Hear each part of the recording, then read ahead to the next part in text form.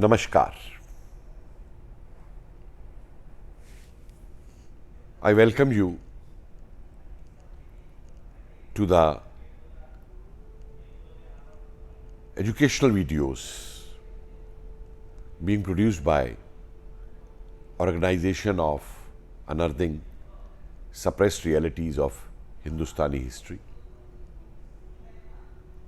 These videos aim to bring before you all such historical facts, events, and personalities which have been suppressed, distorted, or kept away from our history books.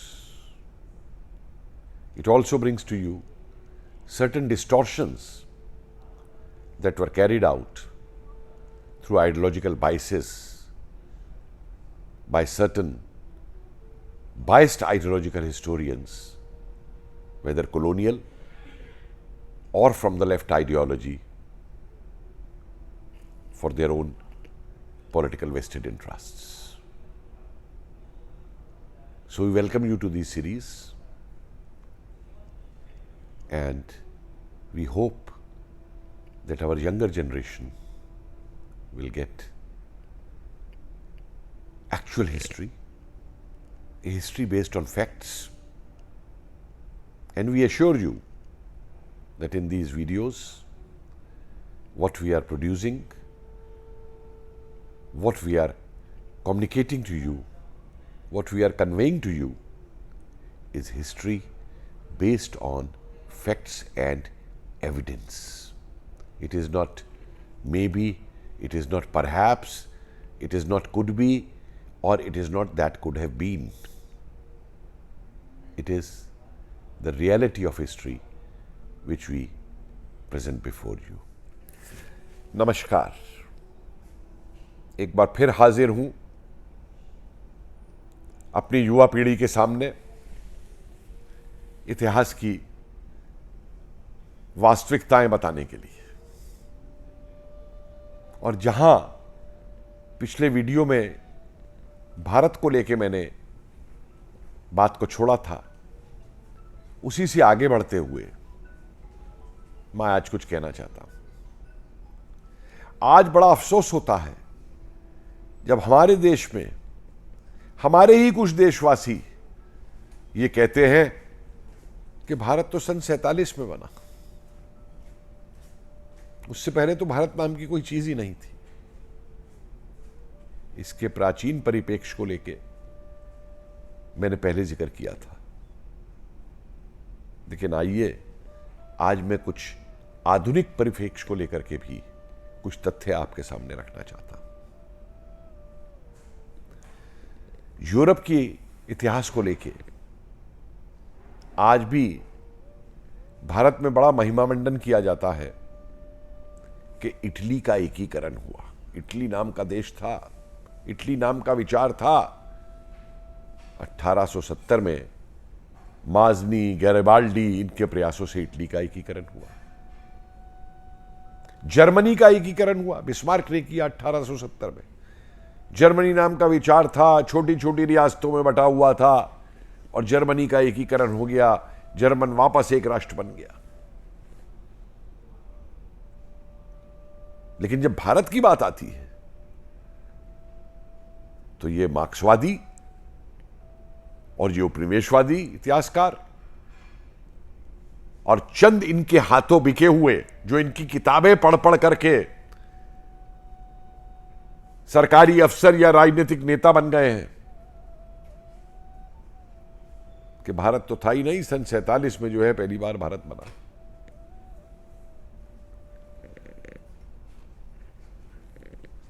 तो 47 के परिप्रेक्ष्य में ही आपको कुछ बताता हूं। जो मैंने कहा था, ब्रिटिश इंडियन एम्पायर, अगर भारत नहीं था तो ये इंडियन एम्पायर कहां से आ गया? और मजे की बात ये देखिए कि most glittering jewel in the British crown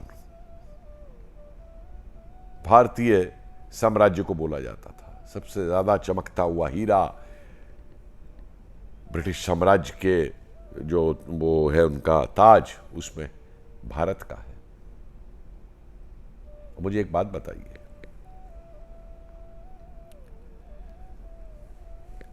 British काल में दो प्रारूप थे भारत के। एक ब्रिटिश प्रोविंसेस, वो प्रांत जिन पे सीधी अंग्रेजों की हुकूमत थी, और दूसरी तरफ भारत के देशी राज्य। मत भूलिए, उनको भारत के देशी राज्य बोला जाता था। हैदराबाद को या कश्मीर को अलग देश नहीं बोला जाता था, जूनागढ़ को अलग देश नहीं बोला जाता था, जयपुर को अलग देश नहीं बोला जाता था, भारतीय राज्य बोला जाता था। तो ये दोनों पहलू, एक तरफ ब्रिटिश प्रांत और एक तरफ भारत के देशी राज्य, ये मिलके भारत का साम्राज्य था अंग्रेजों का। ये भारत था उस समय, और दोनों का एक ही राज करने के लिए प्रतिनिधि अंग्रेजों ने छोड़ा था, वाइस रॉय और गवर्नर जनरल। वाइस रॉय अंग्रेजी ताज का प्रतिनिधि भारत की देशी रियासतों के लिए, और गवर्नर जनरल भारत के प्रांतों के लिए। अगर ये अलग अलग देश होते तो फिर ये अलग अलग इनके साथ इनको देश कहकर के संबोधित किया जाता। ये रियासतें कहलाती थी, ये देश नहीं कहलाते थे। इंडियन स्टेट्स कहलाती थी।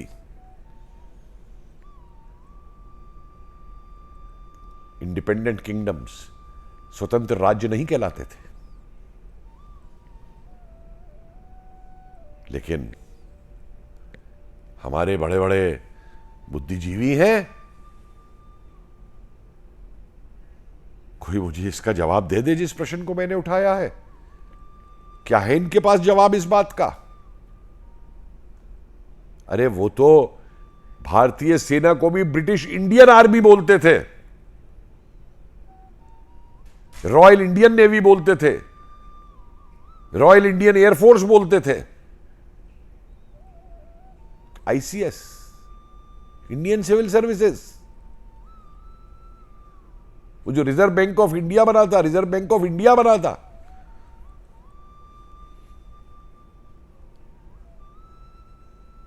Secretary of state for India कहलाता था। अंग्रेजों का जो सचिव लंदन में बैठ के भारत को देखता था, वो हर राज्य विदेशी रियासत के लिए अलग सेक्रेटरी नहीं था,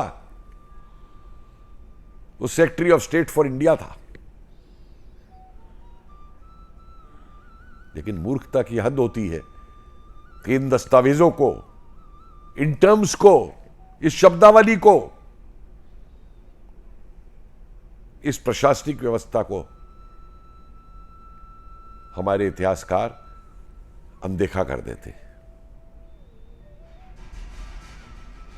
और फिर अंग्रेजों ने चाल खेली। लेकिन उस चाल से पहले एक चीज और मैं पूछना चाहता हूं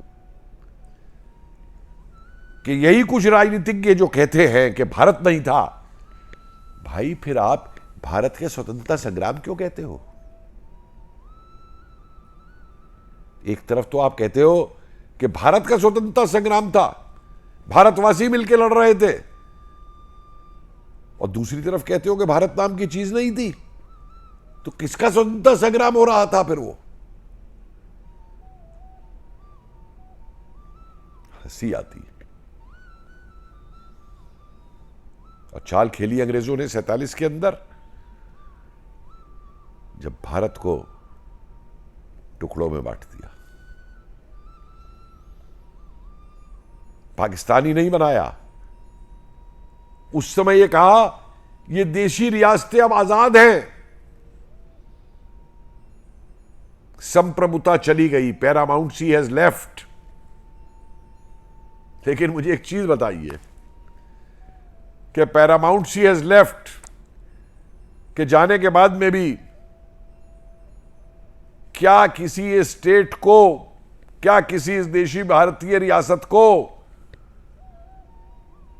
अंग्रेजों ने भी कोई स्वतंत्र देश माना? ये छोड़ दिया गया था ये रियासत चाहे पाकिस्तान में ज्वाइन कर लें, पाकिस्तान से मिल जाए या हिंदुस्तान से मिल जाए। हां, कश्मीर को जरूर माउंटबेटन स्वतंत्र रखना चाहते थे क्योंकि उनके दिमाग में एक स्विट्जरलैंड जैसा देश बनाने की बात थी जिससे अपने सामरिक जो उनके स्वार्थ थे वो उसकी पूर्ति कर सके। और उस समय पे सरदार पटेल ने जो बीड़ा उठाया, उन्होंने इन देशी रियासतों को एक किया भारत के। उन्होंने किसी स्वतंत्र देश को भारत में नहीं मिलाया, भारत की देशी रियासतों को एक किया।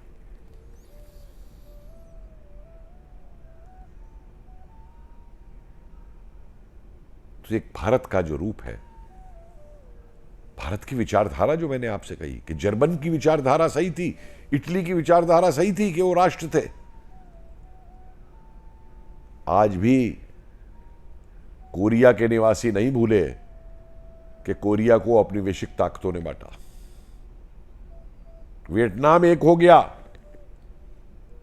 जर्मनी फिर से एक हो गया। क्यों? क्योंकि जर्मनी नाम का राष्ट्र था, वियतनाम नाम का देश था। और भारत अगर एक होता है भारत देश के नाम पे तो इनको परेशानी हो जाती है। और हमारी इतिहास की किताबों में किस तरीके से टुकड़े टुकड़े करके रखा गया है, बहुत सारी चीजें सामने आ रही हैं कि फारसियों ने, अरब यात्रियों ने भी जो कहा हिंदुस्तान कहा, लेकिन उनको तोड़ मरोड़ के प्रस्तुत करो क्योंकि एक टूल किट बनाया नीलाद्री भट्टाचार्य ने एनसीईआरटी की किताबें लिखवाने के लिए। वेबसाइट पे मौजूद है वो टूल किट, इनके 2 पेपर छपे हुए कैम्ब्रिज से कि हमें किस तरीके का इतिहास पढ़ाना है। इसलिए मेरे साथियों, मत भूलो कि आजाद हिंद फौज भारत की, अखंड भारत की आजादी के लिए लड़ी थी। आजाद हिंद सरकार अखंड भारत की सरकार थी और उस सरकार को साथ दिया था उन प्रवासी भारतीयों ने जिन्होंने कभी भारत को देखा तक नहीं था, जो भारत में पैदा नहीं हुए थे। सुदूर पूर्व एशिया के देशों के बच्चे जिन्होंने भारत के बारे में सिर्फ कहानियां सुनी थी अपने आजा और आजी से, नेताजी की एक आवाज पे वो भारत के लिए सब कुछ न्यौछावर करने को खड़े हो गए थे और सब कुछ न्यौछावर किया। लेकिन हमारे इतिहासकारों ने उनको भुला दिया। वो भारत का राष्ट्रवाद था, वो भारत की आवाज थी जो गूंजी और जिसने उनको भारत की स्वतंत्रता के लिए लड़ने के लिए प्रेरित किया। और आज यह बात दोहराना इसलिए जरूरी है कि आज वो शक्तियां भारत में फिर खड़ी हो रही हैं जो फिर भारत को बांटना चाहती हैं, भारत को तोड़ना चाहती हैं, भारतीयों को बांटना चाहती हैं। और हमें उम्मीद है कि हमारी युवा पीढ़ी इस संकट को, इस खतरे को समझ करके निर्णय लेगी और भारत को एक नई दिशा देगी। धन्यवाद, नमस्कार।